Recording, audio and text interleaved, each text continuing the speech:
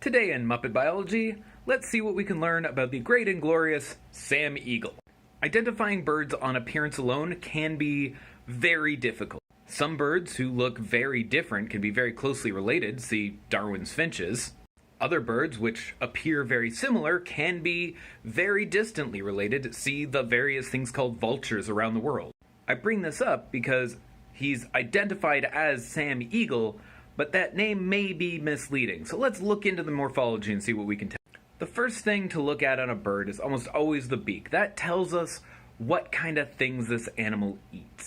Now Sam here has a large, strong, hooked beak, which might make us think that Sam is in fact of the raptor family. He might be an eagle or a hawk. And raptor beaks are really well adapted for ripping into and tearing flesh. However, parrots also have a very similar big, tough, strong, curved, hooked beak for tearing into the flesh of fruits and cracking nuts. So now let's look at Sam's plumage. He has bright blue plumage, which is pretty unusual for a predatory bird, more typical of things like parrots. In fact, it's a very similar color to the Spix macaw. And his head is nearly bald, which we see most often in scavenging birds, but it isn't unique to them. We also see it in turkeys. There's a couple other really unique features about Sam that I think we should address. First is that he has very little neck mobility. Almost every other bird in the world has a very mobile neck, so they can look forward when flying or swimming and look straight ahead when they're perched.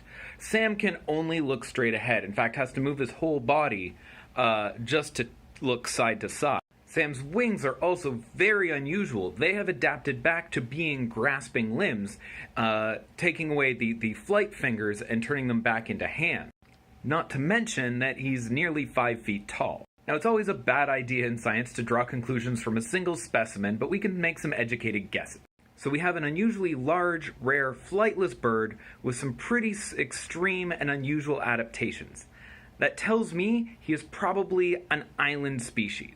Those wings adapted into grasping hands again tells me that their beaks and feet weren't good enough for managing their food source. It may be something heavy or something that they want to carry with them for a long distance. Combined with that big, strong, cutting beak, he might be eating something like a coconut. Putting all these together, Sam seems more like some of the flightless parrots of New Zealand than an eagle. He may be more closely related to the charmingly harmless kakapo than a terrifying bird of prey.